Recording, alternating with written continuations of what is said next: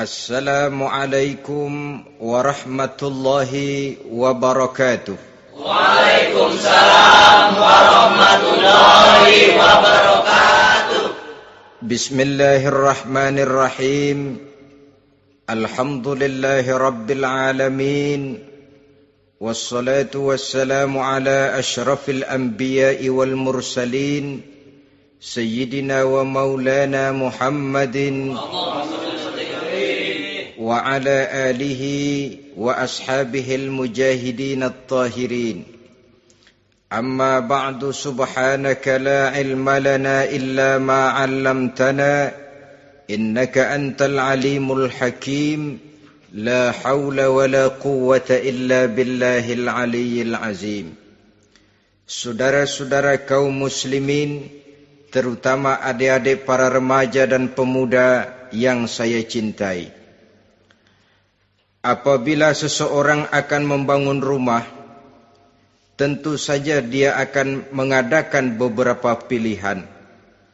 Sejak dari memilih lokasi di mana rumah itu akan didirikan, sampai kepada menentukan bahan-bahan kualitas yang akan dipakainya, sampai kemudian kepada wujud dan bentuk rumah yang akan ditinggalinya. Demikianlah bahwa untuk membangun sebuah rumah yang hanya untuk menaungi kehidupan di dunia ini, kita mengadakan berbagai macam pilihan. Apalagi kalau kita akan membangun sebuah rumah tangga yang kita harapkan tidak hanya akan menaungi kehidupan di dunia ini, tidak hanya untuk kepentingan kita saja, tetapi juga untuk kepentingan anak cucu kita di belakang hari, termasuk sampai kepada hari akhirat nanti. Oleh karena itu, pada pertemuan kali ini, saya hanya ingin khusus berbicara kepada adik-adik remaja dan para pemuda, bagaimana sebaiknya memilih jodoh menurut ajaran agama Islam. Dalam Al-Quran, Allah subhanahu wa ta'ala menjelaskan, Zuyyina linnasi hubbus syahawati minan nisa. Bahwa manusia, apapun jenisnya, asal dia bernama manusia, dihiasi dengan perasaan cinta kepada perempuan. Jadi sejak dahulunya secara fitrah, laki-laki senang kepada perempuan, sebagaimana perempuan pun senang kepada laki-laki. Dihiasi rasa cinta ini dalam kehidupan manusia. Dan oleh karena adanya rasa cinta, berkembanglah segala macam persoalan. Sehingga seorang ahli cinta pernah berkata, cinta adalah 5 huruf yang membuat persoalan tidak akan pernah selesai. 5 huruf yang membuat persoalan tidak akan pernah selesai-selesai. Tetapi dalam kehidupan sehari-hari sering kita saksikan bahwa cinta ini bisa mendorong, memberikan motivasi yang baik, dan cinta ini pun bisa juga memberikan dorongan yang tidak baik. Oleh karenanya, apabila cinta itu ibarat setetes embun yang jatuh di bumi yang subur, akan tumbuhlah di atasnya aneka ragam bunga-bungaan yang harum semerbak, indah, mewangi, sedap dipandang orang, menebarkan rasa aman, damai, sentosa, dan begitu selanjutnya. Tapi jika cinta itu jatuh di hati yang gersang dan tandus, tidak ada yang akan dapat tumbuh di sana selain sirih memanjat batu, kuning daunnya, lemah gagangnya, maka cinta yang semacam itu tidak akan memberikan dorongan positif kepada seseorang di dalam kehidupannya. Maka lebih dahulu kita akan membicarakan cinta dalam artian yang positif ini, untuk nanti sampai kepada perempuan yang bagaimana yang harus kita cintai, atau laki-laki yang bagaimana yang harus dicintai oleh seorang perempuan. Saudara hadirin yang saya hormati, cinta dalam artian yang positif, pertama, dia selalu mendatangkan keindahan. Yang kedua, cinta itu memberikan energi atau semangat untuk berjuang. Dan yang ketiga, cinta itu selalu membawa resiko dalam bentuk pengorbanan. Maka cinta yang positif pertama melahirkan keindahan. Disinilah orang memerlukan filter atau saringan. Sebab keindahan yang didasarkan karena cinta itu merupakan satu keindahan yang relatif saja. Boleh jadi karena indah orang jadi cinta, boleh juga jadi karena cinta segala sesuatu terasa jadi indah. Namun bagaimanapun juga, kalau hati sudah diliputi oleh rasa cinta, segalanya akan terasa menjadi indah. Cinta itu adalah keindahan. Yang kedua, cinta itu energi, melahirkan dorongan dan semangat. Yang lemah bisa menjadi kuat, yang takut bisa menjadi berani, yang jauh jadi terasa dekat. Itu semua karena dorongan cinta. Dan dari energi ini lahirlah yang ketiga, bahwa cinta adalah pengorbanan. Sehingga orang berkata, berani bercinta artinya harus berani berkorban. Takut berkorban, jangan bercinta. Kalau cinta ini kita salurkan kepada nilai-nilai agama umpamanya, yang pertama, cinta mendatangkan keindahan. Kita cinta kepada agama, maka apapun yang diperintahkan oleh agama akan terasa menjadi indah. Solat akan terasa menjadi indah. Puasa terasa menjadi indah. Zakat terasa menjadi indah. Jihad pun akan terasa menjadi indah. Persis kalau kita cinta kepada seorang gadis. Jika kita cinta kepada seorang gadis, apanya saja akan kelihatan menjadi indah. Jalannya terasa indah, lenggang-lenggoknya terasa indah, suaranya merdu padahal cemprengnya bukan main. Seluruhnya akan mendatangkan keindahan karena dasarnya sudah cinta. Cinta membawa kepada keindahan. Yang kedua, cinta itu melahirkan energi. Orang yang cinta kepada agama akan lahir tenaga dan semangatnya melaksanakan ibadah, melaksanakan puasa, melaksanakan zakat, melaksanakan solat, melaksanakan haji, bahkan melaksanakan jihad sekalipun. Cinta selamanya menimbulkan energi dan semangat. Sama saja dengan kita apabila jatuh cinta kepada seorang gadis, walaupun rumahnya jauh, katanya, gunung pun akan kudaki, lautan pun kuseberangi. Untuk apa itu? Untuk menemui apa yang kita cintai. Cinta selamanya melahirkan energi. Capek tidak terasa, lelah tidak terasa, semuanya tertutup oleh keindahan yang bernama cinta. Lalu yang ketiga, cinta membawa pengorbanan. Apabila kita cinta kepada agama, maka pengorbanan terhadap apapun yang diminta oleh agama, baik itu pengorbanan waktu, tenaga, pikiran, harta, bahkan pengorbanan nyawa sekalipun, kita tidak akan berat melaksanakannya karena cinta kita kepada agama yang kita anut ini. Demikian juga cinta kita kepada seorang perempuan akan membuat kita rela berkorban. Apapun yang dia minta, jangankan kita tidak mampu, jangankan kita mampu, kita tidak mampu sekalipun, kita masih berusaha untuk mampu guna memenuhi tuntutan si buah hati belahan jantung. Kadang-kadang malam minggu si doi ngajak nonton. Umpamanya duit tidak ada, gajian belum, kerja enggak. Timbullah inisiatif, entah sepatu kita jual ke tukang loa,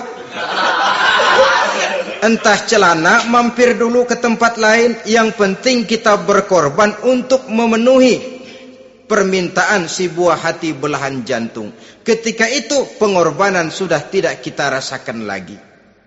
Bahkan pengorbanan yang paling pedih sekalipun, dalam gurau, dalam bercanda misalnya, dicubit kita oleh kekasih kita, pedih bukan main, terkelupas kulit, mengalir darah, bukan nangis, nyengir.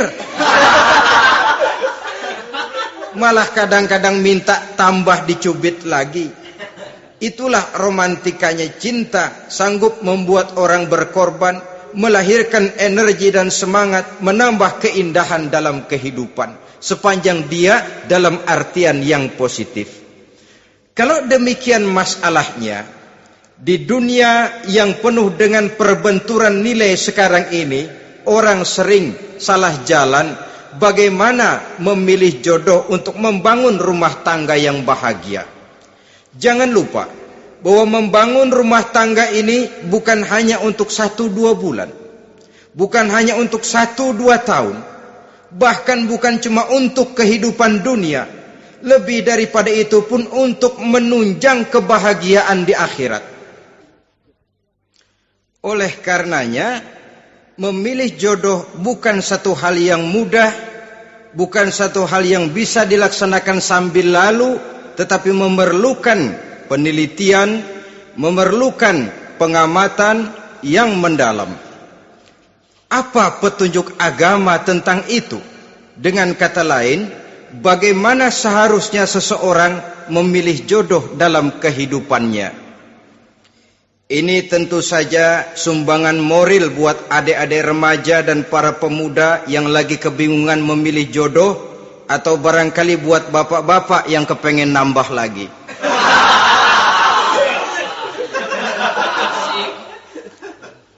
Mohon maaf kepada ibu-ibu, saya tidak menganjurkan, cuma ngajarin.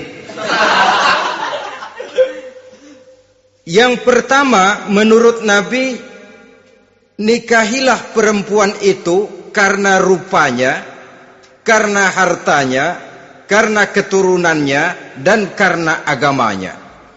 Ada 4 motif utama di sini. Pertama, memilih jodoh, lihatlah rupanya. Lagian siapa yang kepengen dapat jodoh rupanya nggak karu-karuan? Cari rupa yang cantik, indah, dan menawan. Namun jangan lupa, saya katakan di zaman di mana sering terjadi benturan nilai seperti sekarang ini, orang sulit untuk mendapatkan keaslian. Di mana teknologi sudah sedemikian canggih, di mana ilmu kedokteran sudah sedemikian maju, maka berbagai macam rupa bisa dibentuk dengan apa yang dinamakan operasi plastik misalnya. Yang pesek bisa dibikin mancung, kuping yang kelebaran bisa dibikin sedang, pipi yang kembung sebelah bisa dibikin rata, janggut yang tidak menarik bisa dibikin bak lebah bergantung katanya.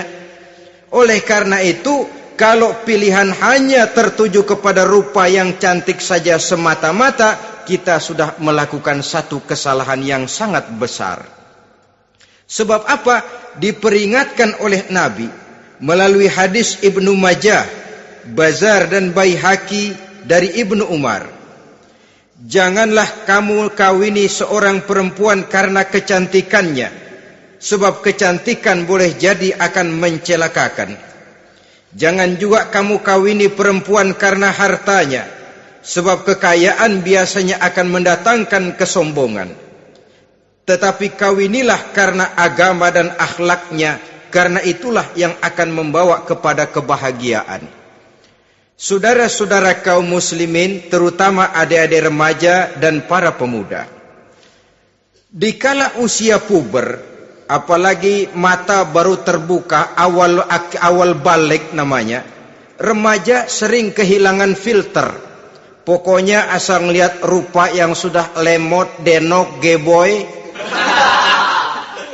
pikiran pun hanyut, malam terkenang, siang terbayang, tidur tak nyenyak, makan tak enak katanya, selalu terbayang wajah si doi. Dikala itu orang kehilangan pertimbangan bahwa rupa yang cantik kadang-kadang sering menipu. Diriwayatkan oleh Imam Ibnu Abbas, satu hari ketika sedang kumpul dengan para sahabat, lewatlah orang dengan potongan potongan orang kaya. Kelihatan kan, orang kaya sama orang miskin jalannya aja lain kan. Jalannya saja, jangan gaya hidupnya, jalannya saja lain. Lewat dia, Rasul bertanya kepada seorang sahabat, menurut pendapatmu bagaimana orang yang lewat itu? Kata sahabat, oh, yang lewat ini ya Rasul, kalau dia meminang perempuan pasti diterima. Kalau dia menolong orang pasti berhasil. Kalau dia ngomong pasti didengerin.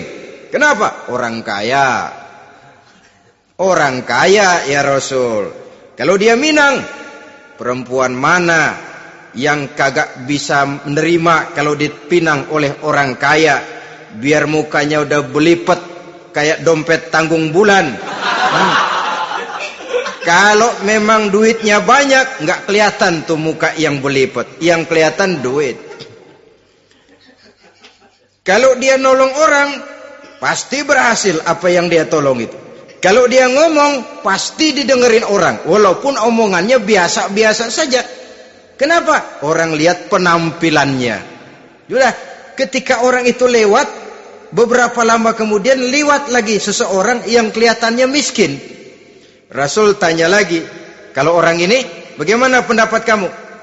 Wah, potongan begini sih Rasul. Kalau dia minang, orang tolak. Siapa yang mau kawin sama kere begini? Kalau dia nolong orang, pasti nggak berhasil. Kalau dia ngomong, kagak bakalan ada yang mau dengerin. Siapa yang mau dengerin orang susah ngomong? Setelah orang itu lewat, apa kata Rasul? Orang yang terakhir, yang lewat ini, yang barusan lewat, jauh lebih baik dari yang pertama yang lewat tadi. Jauh lebih baik. Maksud dari ucapan ini, Rasul sebenarnya mendidik para sahabat jangan tertipu oleh penampilan. Sebab penampilan tidak selamanya mencerminkan keaslian.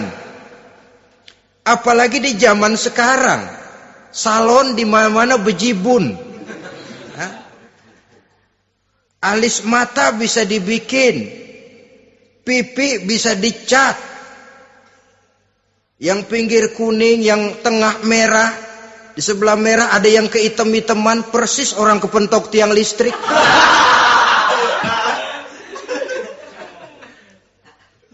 Kecantikan yang artifisial, kecantikan yang bukan alami. Karena itu silakan saja cari yang cantik, tapi jangan terpaku sampai di situ. Sebab kecantikan di samping dia mudah berubah oleh pergeseran masa dan pertukaran waktu, ternyata penampilan tidak selamanya mencerminkan keaslian. Lain hari seorang sahabat pernah mengadu, "Ya Rasul, ada apa? Inna imraati la turaddu yadul lamis." Ya Rasul, istri saya tidak pernah menolak tangan orang laki yang menjamahnya, mengajak salaman kepadanya. Apa jawab Rasul? Ceraiin aja. Tapi hati saya berat ya Rasul, saya cinta betul sama dia. Ya kalau hatimu berat, jaga dia baik-baik. Nah, dari riwayat ringkas ini kita ambil satu perbandingan. Memang punya istri berwajah cantik itu kadang-kadang si malakama kalau imannya tidak kuat. Si malakama. Kita diemin aja, binal, makan hati, nggak aman, nggak tentram. Jangan-jangan saya berangkat ke kantor, dia ngompreng. Buah si malakama, seperti orang tadi, ya Rasul. Istri saya kelihatannya sebenarnya tidak negatif maksudnya ini, cuma bersalaman, tapi terlalu ngobrol. La turaddu yadul lamis, tidak pernah menolak orang yang ngajak salaman. Ya sekedar salaman. Tapi kan awalnya dari salaman. Kalau sudah salaman kan strum bisa ngederdet dari tangan situ. Kata Rasul sederhana saja. Ya kalau memang begitu ceraiin. Saya nggak kuat Rasul. Saya cinta betul sama dia. Kalau kau tak kuat berpisah dengan dia, jagalah dia baik-baik. Ajar, didik, tanamkan rasa keagamaan di dalam hatinya. Saudara-saudara kaum muslimin, jadi rupa yang cantik tanpa didasari oleh nilai-nilai agama akan membuat seorang suami di rumah tangganya seperti si malakama. Seperti berhadapan dengan buah si malakama kalau tidak diiringi dengan nilai-nilai moral yang luhur dan bekal agama yang tangguh. akan pergi jauh dari rumah rasanya tidak aman. Sedangkan di rumah saja siapa yang akan mencari nafkah? Dan begitu selanjutnya. Orang tadi jelas berhadapan dengan buah si malakama. Didiamkan, makan hati. Sebab, maaf, kalau seorang suami sudah tidak punya rasa cemburu terhadap istrinya, itu kan yang disebut dayus. Dan dayus itu, jangankan masuk surga, bau surga saja dia tidak dapat. Tapi cemburu dalam artian bukan cemburu buta, cemburu dalam artian yang wajar. Dia cemburu, akan dikerasi takut kalau istrinya minta cerai, sedangkan dia cintanya sudah kadung medok bener. Si malakama jadinya. Nah, ini juga satu riwayat yang memberikan gambaran kepada kita. Pilihan, silakan cari rupa yang cantik saja. Cari yang cantik. Tapi kalau itu dijadikan motif utama tanpa dasar-dasar agama, saya khawatir nanti rumah tangga kita akan berhadapan dengan buah si malakama. Jadi adik-adik remaja, usaha, ikhtiar, cari yang cantik, yang kira-kira nggak membosenin, supaya kita betah tinggal di rumah, supaya kita merasa ada tempat berbagi rasa, ada tempat kita bernaung. Sebab kalau nyari bini sebini-bininya mah, ya jodoh di tangan Tuhan, kagak usah nyari juga ntar datang diri umpamanya. Iya, kalau yang datang peot. Orang harus berusaha walaupun pada akhirnya jodoh toh memang ditentukan Allah. Kan 3 hal yang kita tidak bisa menentukan itu katanya. Maut, rezeki, jodoh. Itu yang masuk mysterious problem. Problem yang misterius. Maut, misterius. Kapan kita mati, kita sendiri tidak tahu. Tahun depan, 50 tahun lagi, 100 tahun lagi, tidak pernah seorang pun diberitahu. Tapi yang pasti dia bakal datang. Kapan dan di mananya, kita tidak tahu. Bisa di rumah, bisa di masjid, ya alhamdulillah. Bisa di majelis taklim, syukur. Bisa di medan perang membela agama, bagus. Pasti dia akan datang. Maut, mysterious problem. Sesuatu yang kita tidak tahu kapan datangnya. Rezeki, gitu juga. Sehingga orang sering bilang, rezeki katanya kayak bayangan. Kita uber-uber, dia lari. Kita diam, dia mah diam. Setengah mati kita uber-uber. Emang ukuran segitu? Segitu aja. Begitu kita nggak ngapa-ngapain, datang yang bawain rezeki. Namanya rezeki itu mysterious problem. Kadang-kadang ngobek, sungsang, sumbul, udah segala tanah orang kita ukur-ukurin. Udah segala ngomong sudah nggak ada yang loh, tuh sudah buta. Tapi memang bayangan, kalau belum rezeki ya belum. Kadang-kadang nyari kode sampai tidur di kuburan. Belepotan tanah kuburan loh. Yang aneh lagi kadang-kadang orang gila ditanyain. Allahu Akbar, ini kode-kode zaman sekarang ini. Sampai orang waras nanyain orang gila itu gimana itu. Ini sudah efek yang betul-betul negatif. Sudah jelas orang gila kok ditanya. Apa kira-kira yang nanya nggak lebih gila dari yang gila itu?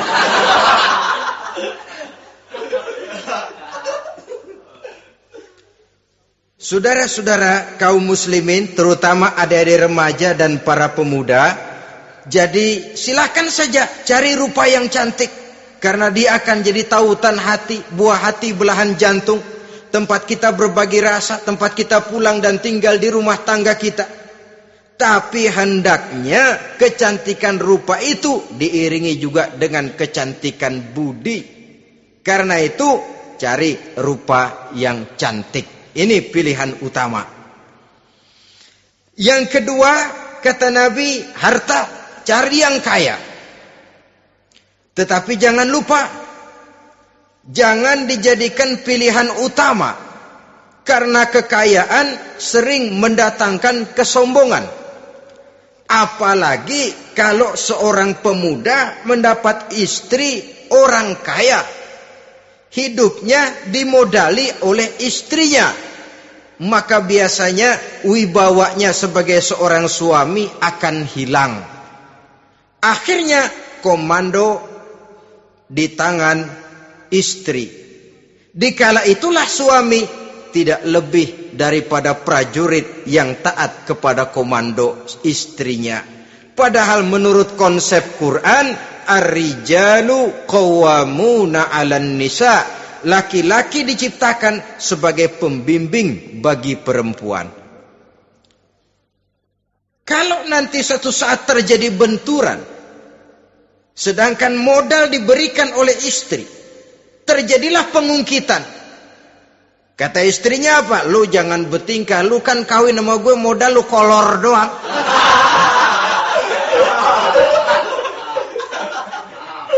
Kalau sekarang bertingkah silakan keluar rumah.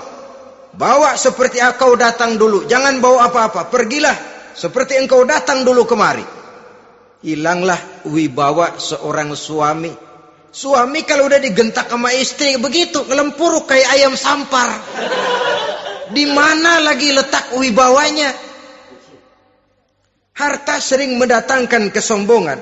Oleh karena itu, walaupun diperintahkan cari yang keturunan orang kaya, tapi maksudnya jangan dompleng. Sebab kepribadian seorang suami akan ditentukan oleh sifatnya sendiri. Keberadaannya ditentukan oleh karya dan perbuatannya sendiri. Itulah yang akan menampilkan kepribadian dia dalam kehidupan di masyarakat ini. Saudara-saudara kaum muslimin, terutama adik-adik remaja dan para pemuda, kan kadang-kadang di zaman sekarang kan kelas-kelas gigolo, playboy ya, nyari tante-tante kesepian, mejeng-mejeng di pinggir-pinggir jalan dengan harapan apa? Ya barter lah, tukar tambah, supaya dapat rokok, dibelikan pakaian, motor dan sebagainya. Tapi yang jelas hilang harga diri sebagai laki-laki, dan itu yang paling mahal. Kalau seorang laki-laki sudah kehilangan harga diri, apalagi yang bisa dibanggakan dalam kehidupan ini? Apa artinya naik mobil kalau kepala tertunduk ke bawah? Apa artinya jalan di tengah masyarakat kalau kita tidak bisa menengadah dengan satu kebanggaan? Hilangnya harga diri merupakan kehancuran awal dari sebuah pribadi yang untuk jangka panjang kita tidak akan bisa lagi berbuat banyak. Tanpa harta orang memang sulit untuk bahagia, tapi harta semata-mata bukan merupakan jaminan bahwa orang lantas akan bahagia. Saya barangkali harus berkata, banyak orang miskin yang kaya, tapi tidak sedikit orang kaya yang miskin. Saya ulangi ini, banyak orang miskin yang kaya, tetapi tidak sedikit orang kaya yang miskin. Nah, bagaimana pengertiannya? Orang miskin yang kaya, materinya sederhana, peralatan rumah tangganya sederhana, tapi hatinya kaya. Oleh karena hatinya kaya, jiwanya lapang. Sebaliknya, orang kaya yang miskin, di tengah kelimpahan materi yang berlimpah, segalanya serba ada, hatinya yang miskin. Kelimpahan materi tidak akan sanggup mengobati kemiskinan hatinya. Sehingga di tengah kehidupan yang serba ada, dia masih merasa kurang, maka dia tidak pernah cukup. Di tengah kemilauan dan gemerlapan serta glamornya rumah mewah, dia merasa hidup di tengah gurun pasir yang gersang dan tandus. Karena itu, biarlah miskin harta tapi kaya budi, daripada kaya harta tapi miskin budi. Lebih utama lagi kaya harta, kaya budi. Itu idealnya. Dasar pilihan ketiga sesudah rupa dan harta menurut Nabi, keluarga. Faktor keturunan sangat menentukan. Pepatah mengatakan, buah apel akan jatuh tidak terlalu jauh dari pohonnya. Biasanya kalau bapak kalong, anak kampret. Bapak nyolong, anak nyopet. Itu fotokopi. Saudara-saudara, sungguh pun demikian, faktor keluarga bukan merupakan yang paling dominan, karena segalanya memang bergantung kepada hidayah dari Allah Subhanahu wa ta'ala. Kalau hidayah datang, bisa saja anak maling bisa jadi kiai. Kalau hidayah datang, bisa saja anak Nabi malah ikut bersama orang-orang kafir. Pada akhirnya orang mau besar atau tidak, bukan dengan jalan menyempeng kepada keturunan orang lain, tapi ditentukan oleh kepribadian dirinya sendiri. Tidak bisa kita menjadi besar dengan menyebut kebesaran orang lain. Itu sebabnya dicontohkan oleh Imam Ali pada saat beliau berkata, "Laisal fata may yaqulu kana abi, walakinnal fata may yaquluha anadha." Anak muda yang gentleman adalah anak muda yang berani berkata, inilah saya. Bukan anak muda yang membanggakan leluhurnya. Ini kan zaman sekarang ini lagi ngetop-ngetopnya lagu-lagu cengeng katanya dah. Sebenarnya menurut saya bukan cuma lagu cengeng yang jadi masalah. Lagu cengeng cuma satu efek dari sikap yang lebih utama dari itu, yaitu mental cengeng. Kalau mental sudah cengeng, apapun yang kita lakukan akan jadi cengeng. Tidak cuma lagu, kebudayaan yang lahir akan kebudayaan cengeng. Jadi pengusaha cengeng. Jadi pejabat cengeng. Jadi kiai cengeng. Kenapa? Mental cengeng.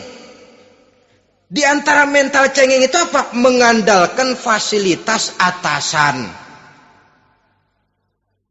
Kalau tidak ada fasilitas dari atas, lantas tidak bisa berbuat apa-apa, cengeng. Menjadi besar bukan karena karier pribadi, tapi karena nasib katrolan. Itu pun termasuk mental cengeng. Sedikit gagal, bagaimana sedikit jalan buntu, sedikit deadlock, lu ngapain lu melulu? Saudara hadirin yang saya hormati, jadi lebih penting dari sekedar lagu-lagu cengeng, saya malah lebih suka bicara mental cengeng ini. Mental yang cepat putus asa. Mental yang tidak mau mengeluarkan usaha maksimal. Mental yang hanya mengandalkan fasilitas. Sedangkan pribadinya tidak lebih daripada pribadi sumuhun dawuh, pribadi kulo nuwun, pribadi kumaha juragan wae, pribadi oke bos, pribadi asal bapak senang. Bukankah itu semua merupakan cermin dari mental-mental yang cengeng, yang untuk jangka panjang tidak akan pernah menguntungkan daripada pembangunan bangsa dan negara yang kita cintai ini. Seseorang mau besar atau tidak, bukan dengan jalan menyempeng kepada kebesaran orang lain. Bahkan Syauqi dalam sebaik syairnya yang lebih tegas mengatakan, wa syarrun nasi zu khumulin iza fakhartahum zakarul jaduda wa syarrun nasi wa khairun nasi zu syarafin qadimin aqama li nafsihi syarafan jadida. Generasi yang paling jelek adalah generasi pemalas. Kalau kelihatan orang lain lebih hebat dari dia, disebut-sebutnya kebesaran nenek moyangnya. Dia sendiri nggak punya prestasi apa-apa. Kerjanya cuma ngandeli babe. Kerjanya cuma menggelayuti fasilitas orang tuanya. Tanpa itu dia tidak akan punya nilai dan harga sama sekali. Ini generasi paling jelek. Kalau orang lain kelihatan lebih hebat, dia sebut nenek moyangnya. Lo sih belum apa-apa lo, baru kopral lo. Engkong gua no, komandan Hansip. Engkongnya. Engkongnya yang disebutin. Dia sendiri tidak punya prestasi apa-apa. Jadi silahkan saja cari gadis dari keturunan keluarga yang baik-baik. Tapi jangan jadikan tendensi utama, jangan dengan niat untuk menyempeng kepada kebesarannya. Tapi paling tidak dengan niat agar mudah-mudahan dari benih yang baik ini akan lahir keturunan-keturunan yang baik pada akhirnya nanti. Itu yang kita harapkan. Bukan lalu dengan pertimbangan, weh mertua gue bos nih, kali aja begitu gue kawin dia mampus. Ini semua warisan kan jatuh kemari semua. Kalau itu niatnya sudah jelas salah. Kita mencari perempuan dengan keturunan-keturunan yang baik dengan berharap agar anak-anak kita nanti yang akan merupakan benih cucunya akan melahirkan kebaikan-kebaikan seperti leluhurnya dulu. Saudara, pilihan yang keempat kata Nabi, agama. Ini yang paling inti. Kenapa? Agama itu motivasinya moral. Di sini segalanya ditentukan. Rupa yang baik, harta yang banyak, keluarga yang luhur. Kalau sudah dilandasi oleh agama yang rapuh, bahkan tidak beragama sama sekali, ketiga hal di atas tadi hanya akan mendatangkan malapetaka. Sekarang kan kita tertipu oleh penampilan. Padahal penampilan belum tentu kenyataan. Di jalan-jalan kita akan lebih terpesona melihat gadis pakai miniskirt di atas lutut ketimbang kita melihat gadis-gadis yang pakai jilbab. Kalau sudah pakai jilbab keliwat, yang usil banyak banget, bau sorga nih. Bau sorga katanya. Tapi kalau sudah yang pakai miniskirt itu yang lewat, itu dari ujung ke ujung mata kagak mau kedip. Laler nemplok di mata kagak dirasain. Kita terpesona oleh penampilan zahir, padahal penampilan belum tentu memantulkan hal yang sebenarnya. Tapi memang itulah watak manusia. Watak manusia, saya katakan manusia tanpa kecuali. Tetapi bergantung kepada pemikiran jangka pendek atau jangka panjang. Kalau jangka panjang yang kita pikirkan, ya tentu kita tidak akan mudah terpesona oleh hal yang zahir. Sampai-sampai Quran sendiri mengatakan budak yang hitam legam tapi beriman itu lebih baik daripada orang-orang musyrik walaupun cantik, denok, lemot, geboy. Ada lagi nggak bahasa yang lebih dari itu? Cantik, denok, lemot, geboy, bahenol, nerkom. Tapi kafir masih lebih baik budak yang hitam legam sekalipun. Kalau dia beriman. Kenapa? Rumah tangga untuk jangka panjang. So itu Islam tidak membolehkan kawin campuran dengan lain agama. Walaupun ada ayat yang mengatakan boleh kawin dengan ahlul kitab. Tapi sebagian mufassir menjelaskan bolehnya kawin dengan ahlul kitab itu dalam kondisi darurat. Dalam kondisi normal tidak bisa. Kenapa? Kalau sudah berlainan agama, akan terjadi kerancuan rumah tangga untuk jangka panjang. Bagaimana membina dalam keharmonisan di rumah tangga? Bagaimana nasib anak-anak nanti? Kadang-kadang ada keluarga, kami sih keluarga modern. Anak-anak kami berikan kebebasan untuk milih agama apa saja. Bapaknya Islam, istrinya Kristen, anaknya ada yang Hindu, Buddha. Bagus nih, keluarga pecel namanya. Bagaimana keluarga modern bisa seperti itu? Padahal seorang suami bertanggung jawab di hadapan Allah. Dia akan ditanya tentang istrinya. Dia akan dimintakan pertanggungan jawab tentang anak-anaknya. Kalau istri kita berlainan agama, mungkin terjadi pengkaplingan. Pokoknya kalau anak perempuan ikut ibu, anak laki ikut bapak. Administrasi dunia bisa begitu. Tapi akhirat, pertanggungan jawab di hadapan Allah. Bisakah kita? Sorry aja Tuhan emang janjinya begini. Saudara hadirin yang saya hormati, oleh karena itu budak legam hitam kalau beriman masih lebih baik daripada orang-orang yang tidak beriman walaupun cantik dan mempesona. Kenapa? Ini faktor agama. Ya buat 1-2 bulan bisa terwujud rumah tangga yang tentram. 2-3 tahun mungkin masih bisa bertahan, tapi sampai kapan? Sampai kapan itu akan terwujud? Pada akhirnya akan muncullah dilema yang akan sulit buat diatasi. Oleh karenanya motif agama dijadikan stres oleh Nabi. Fasfar bizatiddin taribat yadak.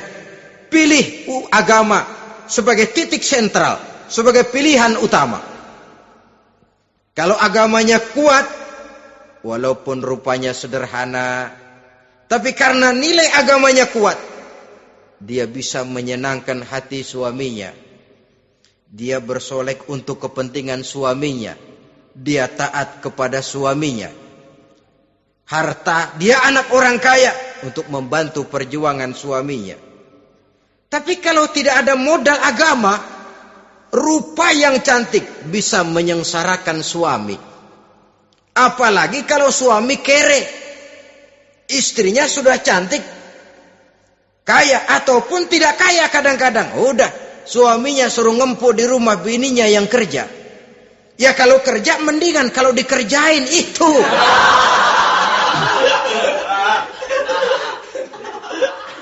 Itu yang repot. Saudara hadirin yang saya hormati, dan ini bukan 1-2 kasus. Alangkah malangnya kalau sudah terkena hal seperti itu.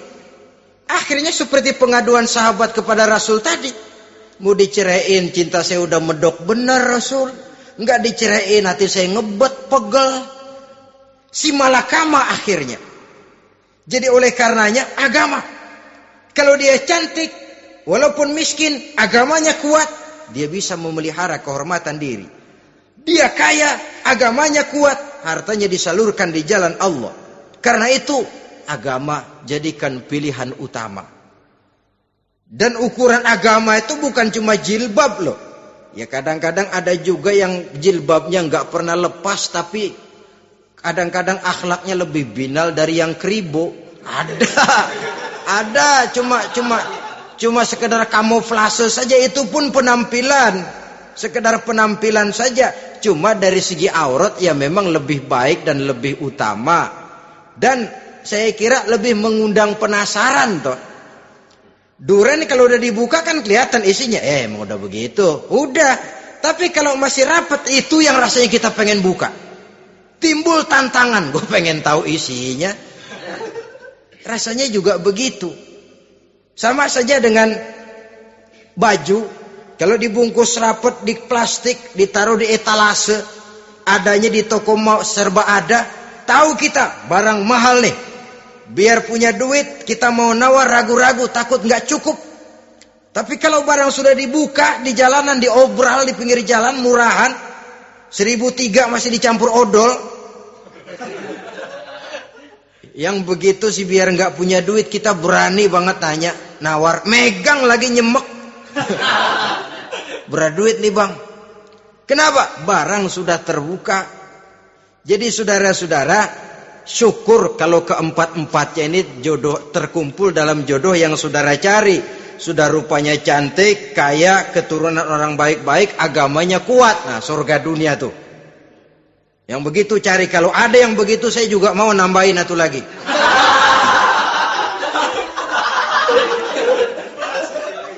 Tapi yang kumpul keempat-empatnya ini terus terang saja langka.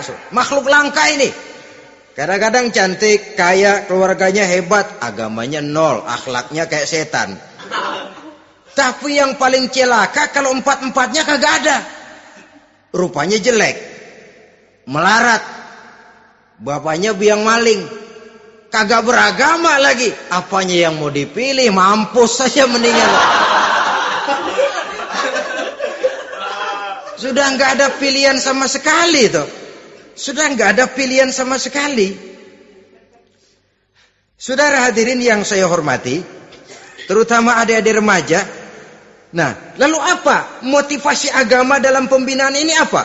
Agama ini kan memberikan contoh bahwa perempuan yang baik itu, yang kita ingin jadikan dia sebagai ideal dalam pencarian jodoh, tandanya 3. Iza ra'aitaha sarratka, kata Nabi.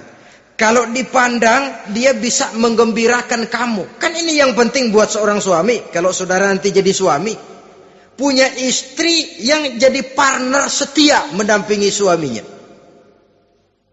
Kalau dilihat nggak bosenin. Kenapa? Dia berdandan untuk nyenangin hati suaminya. Nggak bosenin. Kan kadang-kadang ada bini kalau kita pulang demok aja fotonya.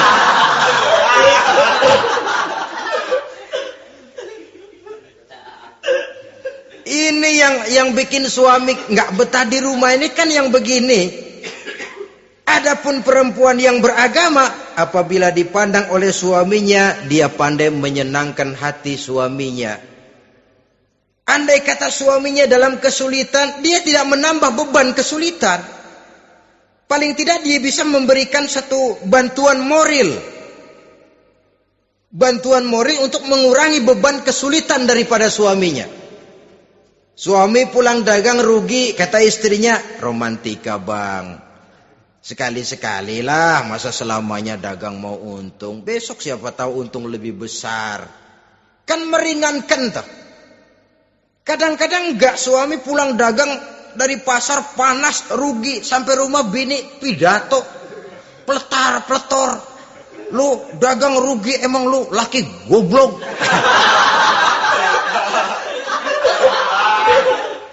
Sudahlah di pasar rugi, di rumah digoblok-goblokin. Ini nanti kena penyakit broken home yang begini ini. Padahal kesuksesan di kantor, kesuksesan di pasar, kesuksesan di medan tugas selalu dimulai dari kesuksesan dan ketenangan dari rumah tangga. Dia berhias untuk kepentingan suaminya, tidak terlalu berlebihan, dan suaminya pun pandai menghargai istrinya dengan kata-kata yang menimbulkan gairah dan semangat. Melihat istrinya bersorak, kamu makin cantik saja. Jangan juga kadang-kadang suami ketus. Ngelihat pulang kantor, lihat suaminya, istrinya dandan rapi. Tumben lu mau bekasin apa? Mau bekasin katanya. Artinya apa ini? Pandai mengembirakan, bisa tenggang rasa, bisa berbagi rasa. Sehingga suami merasa ada tempat dia bertukar pikiran. Ada tempat dia membicarakan persoalan. Dialog dalam kehidupan berumah tangga itu sangat diperlukan. Iza ra'aitaha sarratka, kalau dipandang dia sanggup mengembirakan kamu. Dikasih uang 500 senyum, 5.000 pun ketawa. Menggembirakan. Dia bisa taruh kata hatinya kesel, tapi mulutnya senyum. Nah ini yang sulit ini. Senyum tapi kesel, kesel tapi senyum. Kadang-kadang istri itu kan kalau sudah kesel, suami pulang nggak bisa dia menyembunyikan kekesalannya. Dari jauh suami sudah lihat ini yang nyambut, ini bemo ini. Udah monyong serem. Saudara hadirin yang saya hormati, yang kedua, bila diperintah dia taat. Ini pengaruh agama. Sehingga Nabi mengatakan, "Lau amartu li ahadin ayyasjuda ila ghairiha, la amartul mar'ata litasjuda ila zawjiha likibari haqqihi 'alaiha." Andai kata saja boleh aku memerintahkan manusia untuk sujud kepada sesama manusia, pastilah aku perintahkan perempuan untuk sujud kepada suaminya. Kenapa? Karena besar hak suaminya kepada dirinya. Untung sujud kepada manusia tidak boleh. Andai kata boleh, perempuan disuruh sujud sama suaminya. Ini tidak perlu sampai sujud, cium tangan saja minta ridho suami. Kadang-kadang perempuan sekarang berat. Paling banter setahun sekali lebaran doang. Laki pulang sembahyang tubruk, cium tangan, minta redo, nangis segala macam. 3 hari habis lebaran, beras habis, monyong aja lagi.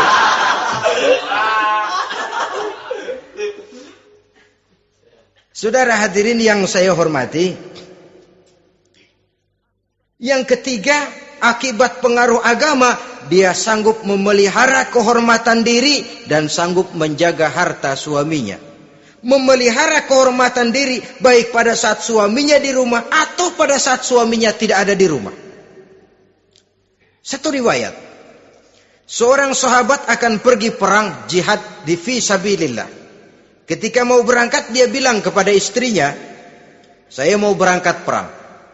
Kalau saya belum pulang kamu jangan keluar rumah. Baik bang. Pergi istrinya, pergi suaminya jihad.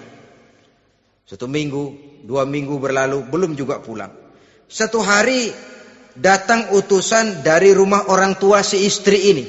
Assalamualaikum bu. Waalaikumsalam. Ada apa? Ada berita kurang enak bu. Orang tua ibu sakit parah. Mohon tolong ditengokin. Apa kata si istri? Maaf saja, suami saya belum pulang dari medan perang. Saya belum dapat izin keluar rumah kalau dia belum pulang. Tolong sampaikan maaf saya kepada orang tuanya. Pulanglah utusan tadi. Besok balik lagi. Bu, ada apa? Udah Senin Kemis. Napasnya sudah sampai tenggorokan. Tolong tengokin buat terakhir kalinya bu. Suami saya belum pulang. Dia pesan kalau dia belum pulang saya jangan keluar rumah. Saya nggak bisa tengokin orang tua saya. Salam maaf saja. Pulang utusan itu. Besok balik lagi. Bagaimana? Sudah meninggal bu. Mau dikubur. Tengokinlah buat terakhir kalinya. Suami saya belum pulang. Saya belum berani keluar rumah kalau suami saya belum pulang. Itu janji saya sama suami saya. Pulanglah utusan ini ngadu kepada Rasulullah sallallahu alaihi wasallam. Ya Rasul, ini perempuan kelewatan benar. Dari orang tuanya sakit sampai sekarat sampai mati sampai dikuburin dia nggak nengokin. Memangnya kenapa? Suaminya katanya pergi jihad dan suaminya tidak mengizinkan dia keluar rumah kalau si suami belum pulang. Apa jawab Rasul? Marahkah beliau? Tidak, beliau senyum. Apa katanya? Dosa orang tua yang meninggal ini telah diampuni oleh Allah karena dia punya anak perempuan yang begitu taat kepada suaminya. Allahu Akbar. Dosa orang tua yang sudah meninggal itu diampuni oleh Allah karena dia punya anak perempuan yang begitu taat kepada suaminya. Ketaatannya kepada suaminya menyebabkan dosa orang tuanya diampuni oleh Allah Subhanahu wa ta'ala. Suami pergi jihad, orang tua sakit keras, tidak berani dia keluar rumah. Itu tandanya bisa menjaga kehormatan diri. Kalaupun satu saat suaminya manggil, bu, tolong ambilin uang di dompet. Dompetnya dibawa, bang, ambil saja sendirilah, nanti salah ambil lagi saya. Kadang-kadang enggak, suaminya pergi mandi, dompet berantakan. Saudara hadirin yang saya hormati, ini motivasi agama. Jadi kecantikan zahir yang diimbangi dengan kecantikan batin oleh karena pengaruh agama tadi. Kalau sudah kemari, orang tidak perlu mikir-mikir operasi plastik. Bikin yang pesek jadi mancung supaya orang tertarik. Bikin belakang yang kurus jadi menarik. Tidak. Orang tidak perlu lagi pakai susuk-susukan. Dipasang di bibir supaya kalau senyum orang gempor. Supaya kalau ngomong orang percaya. Dipakai di kuping supaya macam-macam. Tidak perlu lagi. Pakai jompa-jampe, pelet-peletan supaya kalau diludahin orang ngikut. Enggak perlu lagi. Kenapa? Cinta itu nature, sesuatu yang alamiah, yang tidak bisa dipaksakan. Dia kudrati, karunia dari Allah. Tidak bisa cinta dipaksakan. Kalaupun bisa, dengan ilmu pelet, oh saudara bisa membuat orang jatuh cinta. Ya 2-3 hari, 4-50 hari. Kesananya apa yang akan terjadi? Kelanggengan tidak akan pernah terwujudkan. Kenapa? Keterpaksaan yang akan timbul. Dalam kondisi semacam itu, rumah tangga tidak akan mengalami ketenangan dan ketentraman. Jadi biarkan cinta berjalan secara alamiah, karena dia memang alamiah. Saudara-saudara, nah sekarang kalau sudah ketemu nih, yang 4 tadi, rupa cantik, keturunan boleh, kaya lumayan, agama kuat. Apa yang harus kita cari? Apa yang harus kita lakukan? Apa pakai pepatah anak sekarang? Aku lihat aku pikat, aku dapat, aku sikat, aku minggat. Bangsat.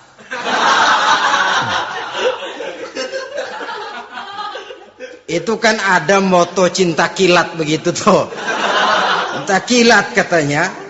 Aku lihat, aku pikat, aku dapat, aku sikat, aku minggat. Bangsat. Atau kita harus hanyut dalam arus free love, free sex, summon living, eksperimen dulu? Tidak. Islam menganjurkan kalau memang seret, ini rasanya ini nih, mantap gue nih. Apa yang diajarkan oleh Islam selanjutnya? Meminang, saudara-saudara. Meminang adalah langkah awal untuk mengikat tali pernikahan. Diizinkan meminang. Dan di dalam meminang pun diizinkan untuk melihat. Cuma kalau boleh, ya syaratnya itu, waktu melihat itu jangan sampai ketahuan si perempuan yang akan kita pinang itu. Untuk apa kita meminang? Pertama, untuk yakin. Yakin bahwa perempuan yang kita inginkan ini sudah kumpul syaratnya itu, tidak ada cacatnya. Yang kedua, untuk memperkuat tekad hidup berumah tangga. Diperlukan meminang. Adapun adat itu berbeda, tapi bahwa konsep meminang itu dalam Islam ada, itu jelas. Ya kalau mesti bawa pisang raja, pakai roti buaya, pakai martabak segede ban mobil truk segala macam, itu adat saja, ya. Tapi yang real meminang itu ada dalam Islam. Nah, bagaimana adab meminang? Setelah kita tahu anak ini cantiknya ya, keturunan baik, ya kekayaannya lumayan, agamanya kuat, pinanglah dia. Caranya boleh lihat langsung. Lihat langsung kalau bisa tanpa setahu si perempuan. Dan batas yang boleh dilihat itu muka dan tangan. Itu saja. Jadi jangan gerusak. Minta permisi Pak, saya mau ngelihat anak bapak seutuhnya. Soalnya buat saya ini nanti. Apanya aja dibedolin, jangan. Kira-kira yang boleh itu muka sama tangan. Andai kata kita risih, sebab nanti kalau nggak jadi akan jadi timbul rasa malu dan si perempuan juga kasihan. Boleh mengutus perempuan yang kita percaya. Coba kau ke sana, lihat kondisinya yang sebenarnya bagaimana. Kalau ngelihat dari jauh sih utuh, siapa tahu nanti tangannya kurang sebelah. Coba lihat sana. Saudara-saudara, kemudian boleh juga ditanyakan kepada orang tuanya. Dan dalam hal ini orang tua si gadis tidak boleh menyembunyikan aib atau cacat yang dimiliki oleh anaknya. Dia harus menceritakan apa adanya, sampai pun kekurangan anaknya yang paling kecil sekalipun. Sebab apa? Jangan sampai istilah pepatah beli kucing dalam karung. Kedengeran suaranya doang meong-meong, begitu dibuka tuh kucing gempor sebelah kakinya nggak ada. Kan tentu kita tidak kepengen kecewa di belakang hari. Itulah perlunya meminang sebagai jembatan untuk menuju kepada pernikahan. Nah, dengan demikian, kalau sudah usaha meminang ini dilaksanakan, jangan merasa sudah setengah resmi. Ini yang kadang-kadang jadi penyakit. Malah sesudah meminang harus masing-masing lebih menjaga diri, menjaga kehormatan, menjaga pergaulan. Kenapa? Agar saat memasuki jenjang pernikahan nanti merupakan jenjang yang sangat ditunggu-tunggu. Ada rasa keinginan tahu. Kalau tidak, ya udah biasa, nggak giroh lagi ngadepin perkawinan. Kenapa? Kemarin-kemarin gue udah cobain. Hilang gairah lagi. Sebab itu kalau sudah meminang, jangan merasa sudah setengah halal. Udah minang ini Kadang-kadang orang tua juga konyol. Sudah dipinang, diumbar. Lu mau kemana keda lu udah pinang? Padahal meminang itu cuma langkah awal. Sedangkan selanjutnya harus lebih berusaha menjaga kehormatan diri sampai pada saat nanti pelaksanaan pernikahan. Nah, saudara-saudara, terutama adik-adik remaja dan para pemuda, walaupun agak sekilas memang karena terbatasnya waktu pada pertemuan ini, mudah-mudahan bisa memberikan gambaran yang sepintas tentang bagaimana sebaiknya kita memilih jodoh di dalam membina rumah tangga yang bahagia. Semoga ada manfaatnya. Terima kasih atas segala perhatian. Mohon maaf atas segala kekurangan. Usikum wa nafsi bitaqwallah. Wassalamualaikum warahmatullahi wabarakatuh.